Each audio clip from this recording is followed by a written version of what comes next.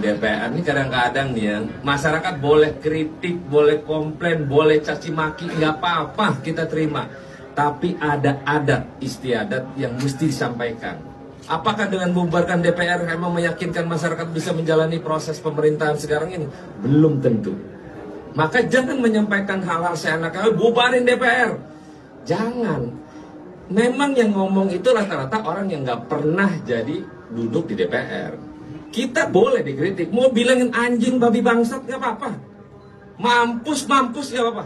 Tapi jangan mencaci maki berlebihan, itu kan karena merusak mental manusia yang begitu adalah mental orang tertolol sedunia.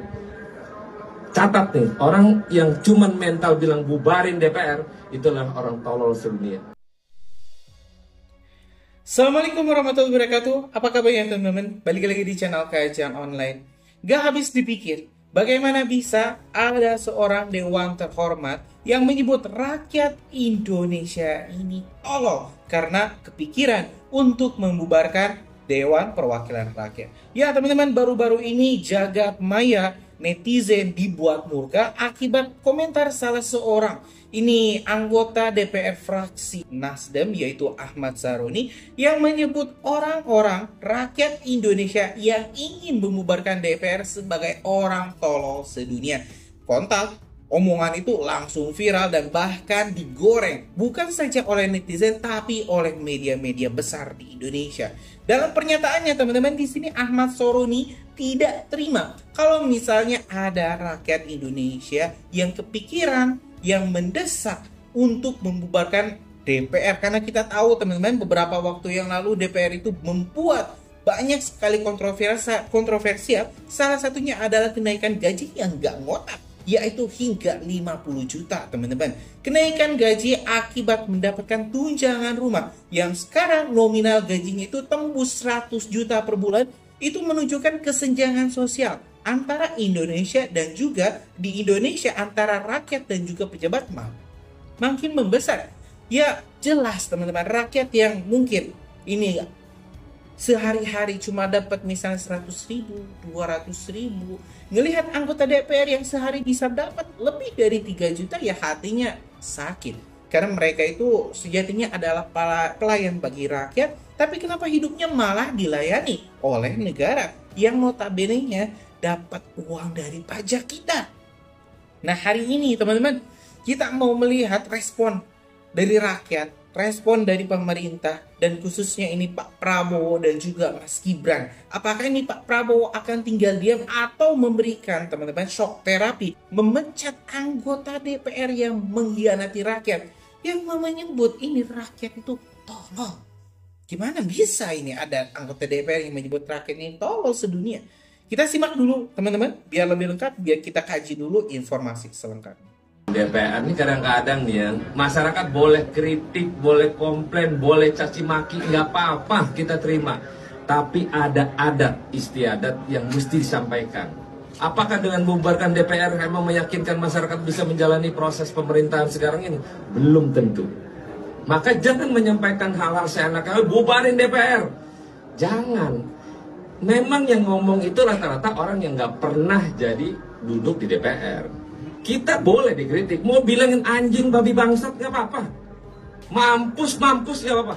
Tapi jangan mencaci maki berlebihan, itu kan karena merusak mental manusia yang begitu adalah mental orang tertolol sedunia. Catat nih, orang yang cuman mental bilang bubarin DPR itulah orang tolol sedunia. Kenapa? Kita ini emang orang pintar semua? Enggak, bodoh semua kita. Tapi ada tata cara kelola bagaimana menyampaikan kritik yang harus dievaluasi oleh kita. Kita memang belum tentu benar. Padahal yang lebih tolol itu adalah para anggota DPR. Kalian pikir Indonesia tanpa DPR akan hancur? Enggak. Indonesia tanpa DPR pun akan baik-baik saja. Tapi kalian tanpa adanya rakyat Indonesia, kalianlah yang tidak baik-baik saja. Karena kalian adalah beban negara. Rakyat tidak pernah bergantung sama negara, tapi kalian yang bergantung sama rakyat. Salam. Kembali bersama kami, pemirsa. Wakil Ketua Komisi 3 DPR RI Ahmad Syaroni marah menanggapi maraknya seruan pembubaran DPR yang ramai di media sosial jelang aksi unjuk rasa di gedung DPR RI Senin mendatang. Ahmad Syaroni menyebut kritik dan tuntutan tersebut terlalu berlebihan dan menegaskan DPR akan tetap berdiri. Selain itu, Syaroni juga melontarkan kritik tajam kepada pihak-pihak yang menggaungkan wacana itu. Menurutnya, pembubaran DPR belum tentu membawa perbaikan bagi proses pemerintahan saat ini. Bubarin DPR ini kadang-kadang nih ya, masyarakat boleh kritik, boleh komplain, boleh caci maki, nggak apa-apa kita terima. Tapi ada adat istiadat yang mesti disampaikan. Apakah dengan membubarkan DPR memang meyakinkan masyarakat bisa menjalani proses pemerintahan sekarang ini? Belum tentu. Maka jangan menyampaikan hal-hal seenaknya, bubarin DPR. Jangan. Memang yang ngomong itu rata-rata orang yang nggak pernah jadi duduk di DPR. Orang yang cuman mental bilang bubar. Sementara itu, artis sekaligus anggota DPR Nafa Urba dikecam warganet usai membela koleganya terkait tunjangan rumah 50 juta rupiah bagi anggota DPR. Nafa dinilai tidak peka terhadap kesulitan rakyat. Jadi anggota dewan itu kan nggak orang Jakarta semuanya, guys. Itu kan dari seluruh pelosok Indonesia gitu. Jadi nggak semuanya punya rumah di Jakarta gitu. Nah, anggota dewan itu diwajibkan untuk kontrak rumahnya itu di dekat-dekat Senayan situ supaya memudahkan mereka untuk menuju DPR.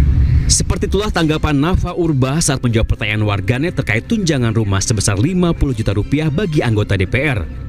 Nafa menjelaskan tunjangan itu diperuntukkan bagi anggota DPR agar mereka menyewa rumah di sekitar komplek parlemen di Senayan. Menurut Nafa, hal itu bertujuan untuk mempermudah pekerjaan para anggota DPR, apalagi kemacetan di Jakarta sudah sangat menyita waktu.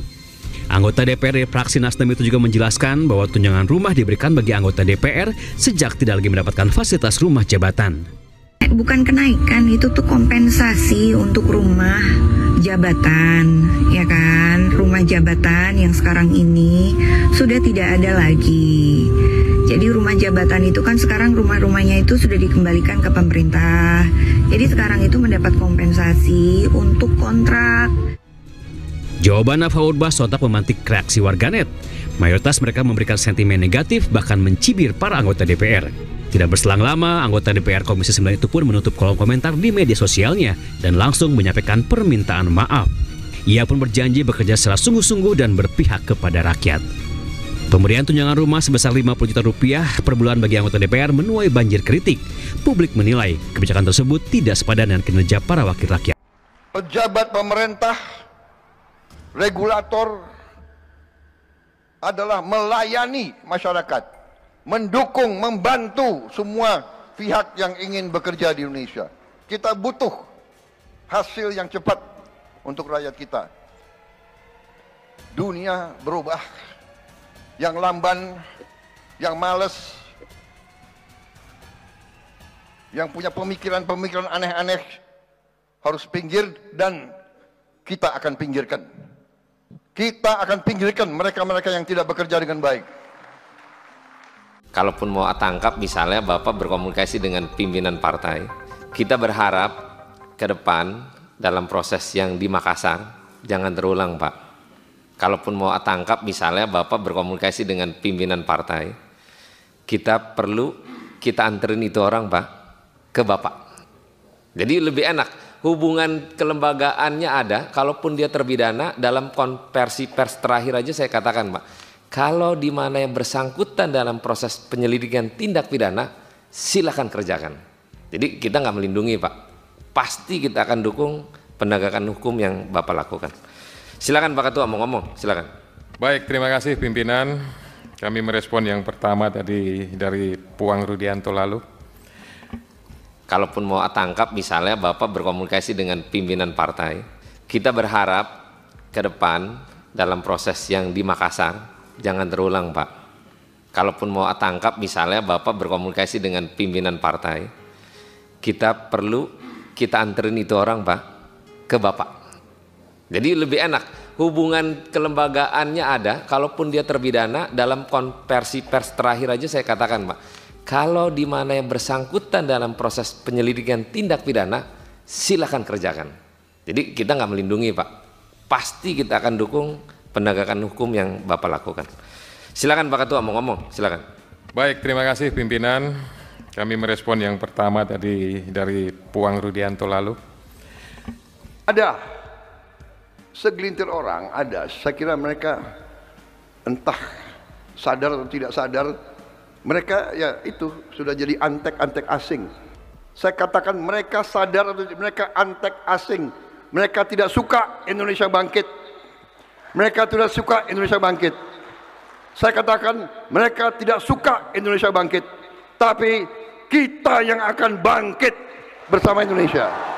Saya kira saya bersama rekan-rekan saya, menteri-menteri saya, panglima-panglima saya kira kita sudah wakafkan jiwa dan raga kita untuk rakyat Indonesia.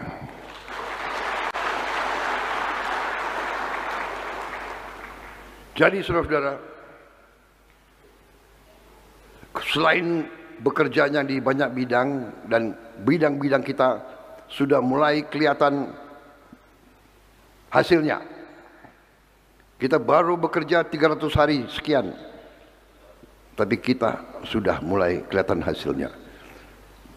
Ada segelintir orang, saya kira mereka entah sadar atau tidak sadar, mereka ya itu sudah jadi antek-antek asing. Enggak apa-apa saya bicara di depan wartawan. Saya katakan mereka sadar atau mereka antek asing. Mereka tidak suka Indonesia bangkit. Mereka tidak suka Indonesia bangkit. Saya katakan mereka tidak suka Indonesia bangkit. Tapi kita yang akan bangkit bersama Indonesia.